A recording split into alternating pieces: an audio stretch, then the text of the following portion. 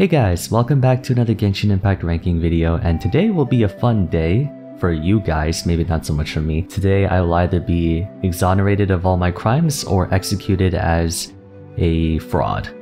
Most likely the latter. Anyways, what we're going to be doing today is doing an official, well, not really official because it's opinionated, but we're going to be doing a full-on Genshin Impact tier list ranking every character in the game from, I want to say best to worst, but again, the fandom for every character is known to be quite overprotective of their mains. That being said, as usual, this is not a personal attack against any character nor the people who play them or enjoy them, and one more time as a disclaimer, you are allowed to play whoever you want.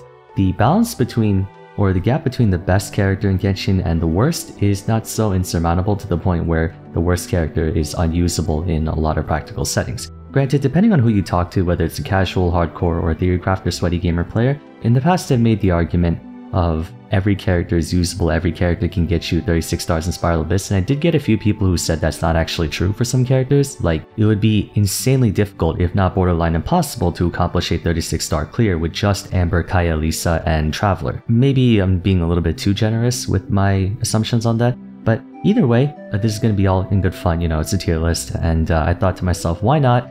I've done tier lists for abilities, I've done tier lists for elements and stuff like that, but I never did a tier list for every single character, which is what we're going to do today.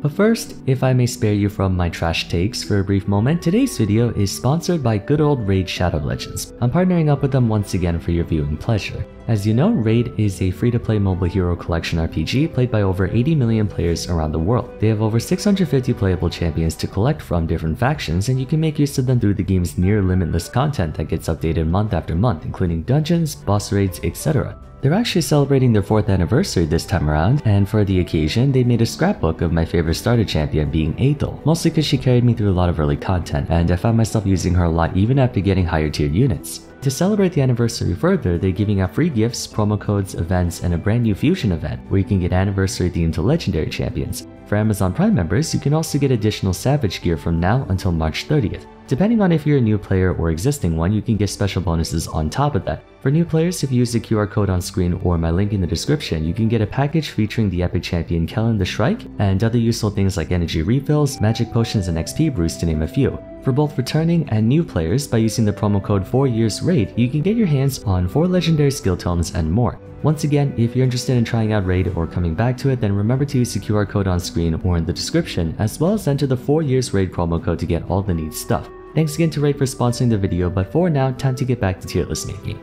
So here we have the tiers. We got tier 0, which is effing busted, like absolutely, you know, PogChamp, you really have no reason not to have them.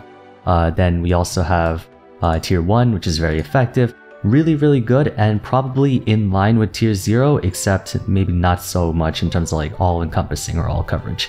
Tier 2, good but situational and you're lacking a tier 0 team. Also very serviceable units, however, they may not have the most comfortable spot in the meta at the moment, or they might just be like one grade below. You know, you got your straight A+ students, your 4.0s, and then these are more like the 3.5s. Tier 3, Passable, requires heavy investment, self-explanatory. The characters can be usable, however, you do have to put a lot of work into them. They're not good right out the box. You have to definitely train them up, get good equipment for them, good artifacts, and get their talents up. Tier 4, bad and or currently doesn't fit into any decent team. This one might piss off a few people, but I feel like the second part where it says doesn't currently fit into any decent team should be enough to clear that up. It's not that they're unusable per se, it's just that at the moment they don't have any particular use. And tier 5, trash, which let's just get this out of the way. Let's go ahead and put it right here. No, I'm kidding. No, there's no one in trash tier. Although, no, I'm kidding. I had to, I couldn't resist. Okay, but without further ado, let's get started. Actually, there's one more thing I do need to cover. We only have 2 sprites for the Travelers, and there are 4 elements, you know, Anemo, Geo, Electro, and Dendro. For the sake of this tier list, I'm only going to focus on Electro and Dendro because of the 4, those 2 are the highest ranking. I guess we can leave our opinions on the other 2 elements somewhere in the description if you want to. Let's get started. First off, we're gonna go with Aether's gonna be Electro Traveler. So for him, I'm going to put him into tier 3. Passable requires heavy investment. He is a really solid battery in terms of electro comps and generates quite well. but we have such a plethora of Electro characters as it is that I don't really see a particular reason why you would want to use EMC unless you're specifically going for a high self-sustaining comp. But then Raiden National kind of does that on its own. Then again, not everyone has Shogun, but you get the idea. DMC, on the other hand, Dendro, is going to probably be up in Tier 2. Good but situational and or lacking a Tier 0 team.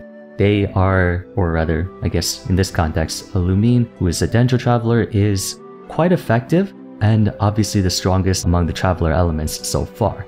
That could be subject to change when we get Hydro or Pyro or Cryo. However, at the moment, it's rather decently impressive showing. Certainly you get your money's worth, even though you don't have to spend your money on anything. Albedo would also be in Tier 2. He has a pretty solid elemental burst that increases your elemental mastery or elemental damage, and overall, I think quite a few people sleep on him. At the same time, it's not like he really has a good comfortable spot at the moment. He can work in non-geo comps as well, but the deck is heavily stacked against him. Amber is Tier 4, bad and or currently doesn't fit into any decent team. Then we have Ayaka, who's in very effective. Now I know I said that she was one of the top 10 best characters in Genshin, and looking back, maybe that might have been a bit too exaggerated. I think main DPS characters are not really... There really aren't any main DPS characters who should be Tier 0 because in general, sub DPS kind of beat them out completely. But yeah, I'll just put her in Tier 1. She's still a fantastic character, and will always be, in my opinion. On the subject of that, actually, I'm going to put Ganyu here as well. Where is she? So she's also going to be there. Next up, we have Barbara, Tier 3. She used to be, I would say, Tier 4, just because there were so many better Hydro units to go for, but ever since Nilobloom came into play, Barbara has found a niche. I still think that she requires a little bit of work to actually get going, and so therefore I'll put her in Tier 3. Beidou.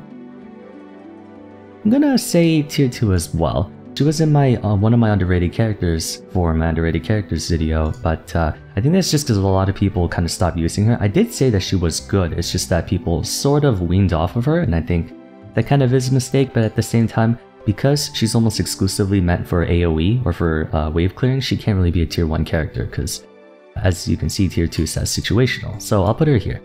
Bennett is going to be our first Tier 0. He has fallen off somewhat due to a lot of stronger team compositions or a lot of the newer ones not really necessitating him, but I still think that in a general sense, you really do need to have Bennett on deck, just because he's really cheap to work on, requires almost no investment, and he's super efficient relative to the cost, so he still deserves a Tier 0 status.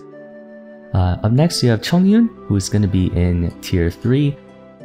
He has the makings of a really solid burst-oriented Cryo DPS, but he is a 4-star, and 4-stars have a lower stat line. Not to mention, Cryo isn't the most offensive element in the game. You could make it work, but you know, reverse melt isn't as strong as forward melt. D-Luke is also going to be in Tier 3. He's my boy, but you know, based on what I said in my Why No One Plays D-Luke video, he really hasn't stood the test of time all too well. Still usable again, but you do have to put in a lot of work on him. My D-Luke is C6, so maybe that might make him a bit more usable, but even then, I find him doing far less damage than Hu Tao or Yoimiya. Diona, Tier 2. Pretty good. She has the Elemental Mastery buff on one of her constellations. She can heal and shield. Overall solid, but if you're going for a more offense-oriented Cryo comp, then there are better options out there. Next, we have Official, a Tier 0. She is another member of, I guess, the Power 5, which are a group of 4-star characters who are surprisingly extremely effective despite coming out in Day 1. She's gotten significantly buffed with the advent of Dendro because she's fantastic for both Quicken and Bloom teams, and of course, she has her original Taser comp or any situation where you need Electro. She's impeccable. Such rapid Electro application that is unchallenged basically, so if you haven't worked on her, you definitely should. Hu Tao, same argument as Ayaka and Ganyu, where she's fantastic and pretty much will always be until a stronger version of her comes out. However, she is a main DPS, and that means that she has more limited comps compared to other characters or sub DPSs who can fit into more comps. Jean will be in Tier 2. She's pretty situational and she's rather good. I've had some people argue that she's like more of a Tier 3 character, and I actually couldn't really decide with my friends. I was talking to a few of the Kuching mains, and we were like, Tier 2, Tier 3, it's like kind of hard to get a read on her, but I would say she's definitely one of the more underrated characters out there, so I'll put her in Tier 2. On the subject of underrated, Kaya, he is not half bad. It's hard to really get him going, because like, you know, if you put him in Tier 3, due to the fact that he does require heavy investment, his constellations are nice to have, but those constellations are difficult to acquire. But I still think that putting him in Tier 3 doesn't work, because he does have quite a few use cases. It's just that none of them are really Tier 0. Kuting, Tier 2? She's like in the midway point between Diluc and Hu Tao, even though she's an electro character. She has kind of good use case in terms of Quicken and Aggravate, but there are better versions of Aggravate out there. She's still good, but again, we're talking like B student versus A student kind of thing. Klee, Tier 3. This might be premature. I've heard a lot of instances where Klee's actually, she does quite substantial damage, but I feel like a lot of those cases might be a bit too hyper-specific and like somewhat impractical. I've actually had someone who say that she should be in Tier 4, but no, that's not true at all. Klee, she does have the damage. She has plenty of damage. It's just that you'll need to really grasp at straws to make her work. The possibility is still there. Speaking of which, Lisa is another Tier 3 character. One of those. There are use cases for her, especially with the help of Dendro, but there are better options out there. Electra right now has become pretty saturated just because I think as of the moment it is the most populated roster, or is the biggest roster among the 7 elements. Mona, put her in Tier 2. She still is somewhat the reigning queen of, you know, vaporize, one-shot boom, big number kind of damage, but I don't think she really has been used a whole lot, just because she's been overshadowed by Xingce Yelan combo. I still think that she's one of those characters where she definitely has a pretty awkward playstyle, and not too many people are fond of that. They would rather just go for a more straightforward linear kind of approach to reactions, but if you do get her going, she's still as effective as she used to be. Ningguang is Tier 3. For the simple reason that Geo sucks as a DPS element unless you go Mono Geo, but if you go Mono Geo, then you have this guy right here, or even... No, it really is just this guy. It would be nice though, because she has a really awesome kit and playstyle and has situationally useful tools. It's just that, again, there are no use cases for her, or there's no reason to use her. On the subject of Geo DPS, I'll put Noelle here. How do I say this? Jack of all trades, master of none. That's really what it boils down to. I think that she could definitely shine in, like, if we ever see content in the future that warrants someone who can face tank a lot of damage, then she would be necessary. But right now, she's usable. You can get an absurd amount of attack on her. But again, that comes with the clause of requiring heavy investment. Next up is Qiqi, who's going to be another Tier 4 character. I'm sorry, Qiqi mains, but she really got handed the short straw, because even in terms of healing, despite having fantastic regeneration, there are so many healers who do her job better, and it really sucks because I remember Qiqi used to carry me through all the Hydro Abyss mages at the start of the game, and ever since then I kind of stopped using her. I would say though, like, if hypothetically we were to give her energy charge on, if she can generate energy, she still wouldn't be that great. She'd be like a Tier 3 character. For the time being, Tier 4, not really too many cases to use her.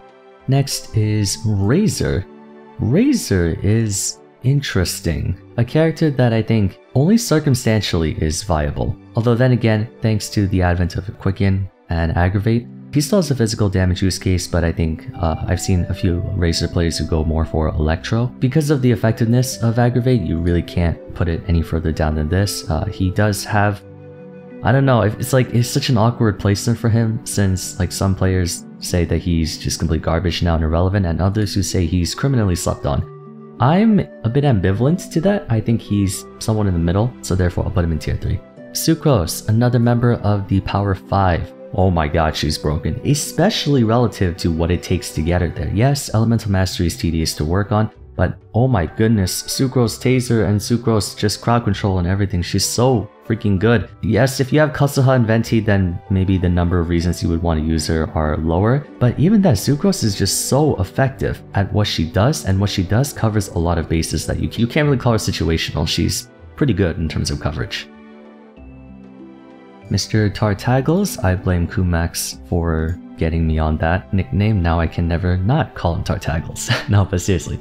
Child, tier 1, same reasons as all the other main DPSs. He's fantastic where he needs to be, but he is a main DPS, so he's a bit more restricted in where you could use him. On the subject of situational, actually, I would say, okay, here's the issue.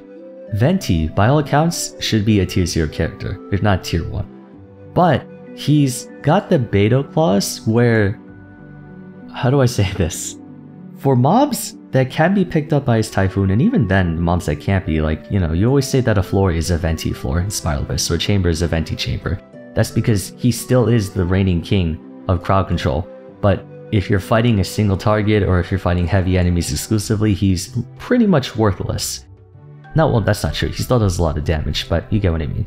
So it's like, I want to put him here just because it fits the bar situational, but he's so good that, like, I mean, I put him here. I have like a previous screenshot of where I put all my characters, but I think, yeah, we'll put him here. I should also clarify something. I probably should have clarified this at the start. In fact, what I'm going to do is, chances are in post-production, this segment was already added to the start of the video, but I'm going to clear up that this doesn't necessarily mean on like a linear scale, right? There's going to be some people who say, I can't believe he put Venti in the same tier as, you know, Kaya. It's a spectrum, right? All these characters are evenly matched. All these characters are evenly matched. All these characters are evenly matched. It's a spectrum. So some characters might be obviously a tier above other members in that group, but would it like justify putting them in a, you know, all-around good character or broken? That's where you kind of have to draw the line. So in case anyone's wondering, like, why the hell did I put Diluc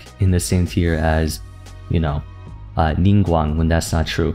I can't make 50 million tiers. People will have to split hairs all over the comment section if that's what it takes, but if I were to make a sub-tier of everything, like, you know, S plus S, S minus, A plus, A minus, and stuff like that, it would be far too tedious. So going forward, if you're still watching this video, and also again, I'll have my editor put a segment at the beginning to clear that up, just so that we don't get the idea of like, oh, how can this character be in the same tier as that character?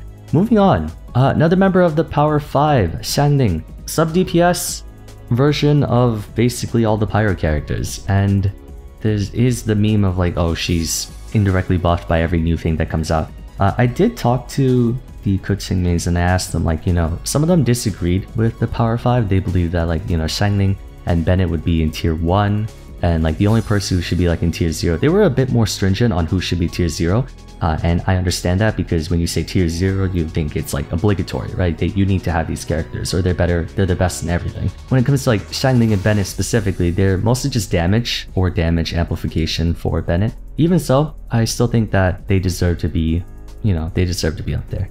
Xiao should be in tier, probably tier 3. He is really good if you're willing to put all the Benjamins on this guy. You do need a lot of stuff on him. Animo DPS in general is just not too practical at the moment. It could get better in the future, but by extension, I'm going to put Wander here as well. I know in the past I said that Wander is better than Xiao, but after being corrected, thank you by the way for the feedback for people who say, or for people who point out things that I'm incorrect in. I'll try my best to be as factually accurate as possible, but again, there are nuances in opinion. Wander and Xiao, I think, are kind of neck and neck in terms of overall damage. If not, Xiao's actually a little bit better, but I think Wander's playstyle amounts to, I think, slightly more accessibility. Again, it really comes down to like what your preference is, but I still think that both of them do require pretty heavy investment. Xingqiu, by the way, will be the final member of the Power 5. I would say Xingqiu is probably the best 4-star in the game. Next is Xinyan. She is going to be in tier 4. Apologies again. I know Xinyan mains are going to kill me, but in reality, she really doesn't fit into any decent team. Zhongli, he is going to be in, I would say, tier 2. I was thinking about tier 1 because he's a very good general coverage, like he fits in any team, but you're taking a massive DPS cut if you do so. And you know, there are certain instances where he isn't really that worth it. You're better off just fielding an extra sub DPS or someone who could facilitate reactions a bit more effectively. Rosaria is kind of homogeneous, or yeah, is it homogeneous? Is that the right word? Or is it homogeneous? Or she has a similar kind of premise to Kaya, and so therefore I'm putting these two together. Although, in the words of Zajev, I'm sorry to quote you on this, buddy, Kaya's Rosaria if Rosaria didn't suck. That's... I mean, I've heard a lot of debates between these two. It's like, who's the better one? But I'll just stay away from that. I do agree though that these two are kind of on the same level playing field, give or take. And they do have their uses, it's just that there's so much focus on the 5-star cryo characters that people don't really give these two enough attention. Yanfei, she would be in... I'm gonna say tier 3.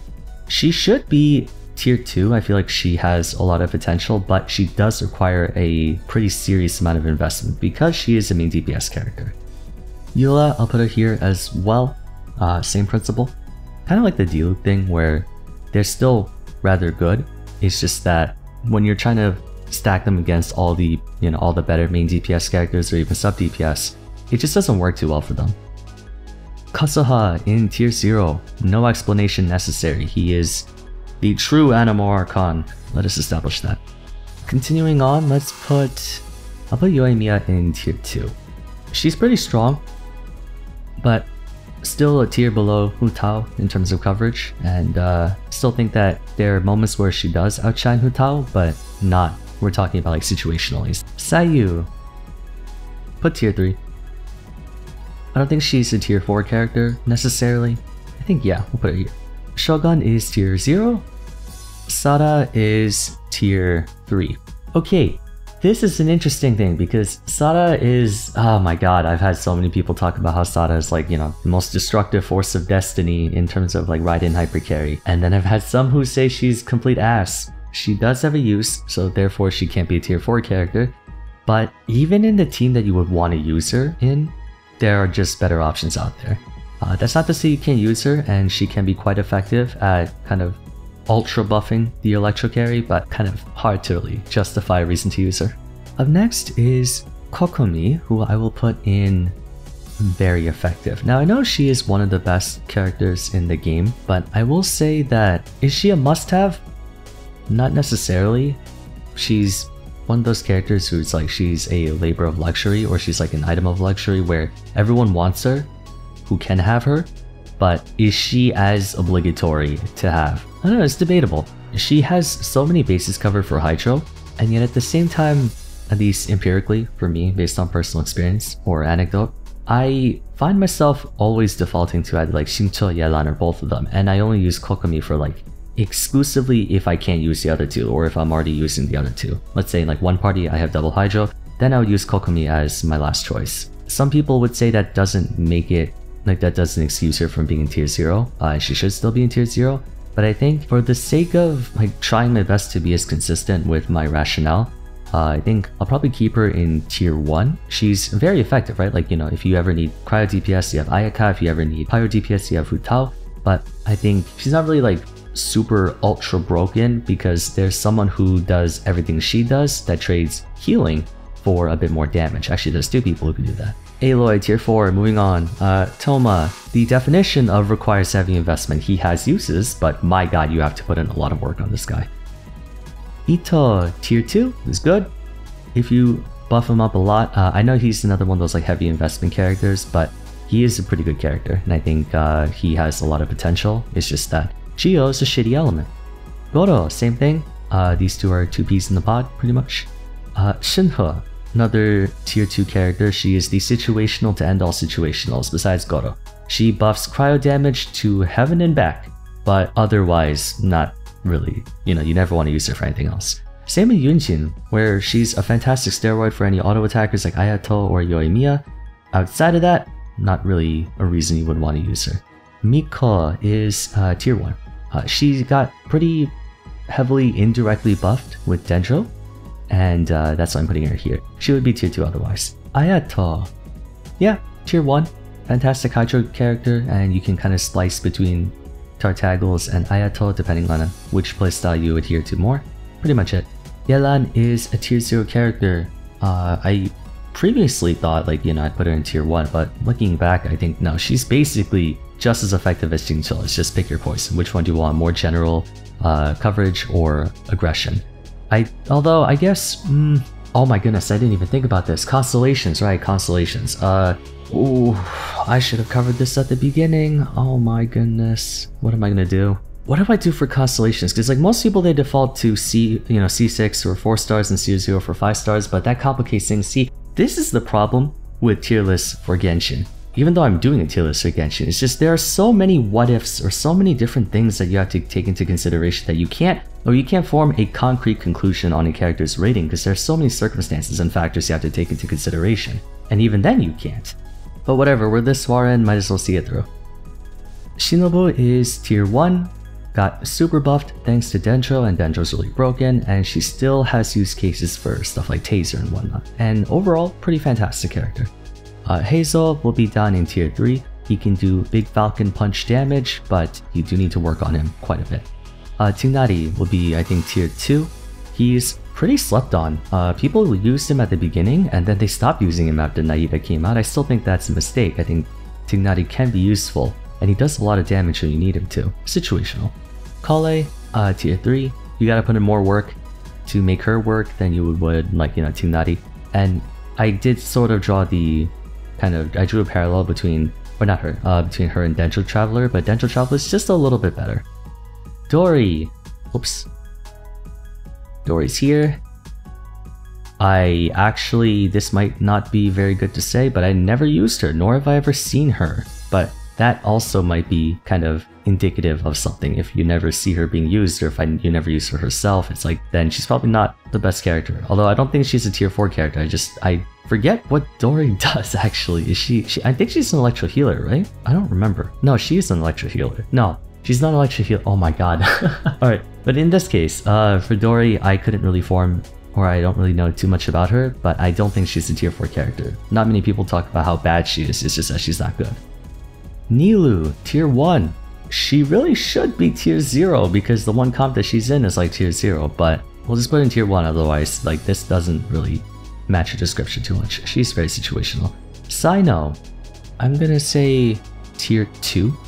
He's similar to Kutin, where you need to use him, he would be pretty good, but not the best choice out there. There are better options. Candice, probably tier 3. A lot of missed potential. I know a lot of people were excited about the Hydro Imbue, but by that logic, why would you ever go for Hydro Imbue when you can just do regular Hydro? And again, Hydro's a hyper-stacked roster. She has to contend with 3 characters that definitively are some of the best in the game. Nahida, obvious tier 0 character. She's broken beyond recognition. I don't think we need to explain why. This character, I will make a why everyone plays on her very soon, even though she just came out. Layla will be down here too. I've talked to some people about Layla, especially when I was asking about like, who do you think is a really underrated character?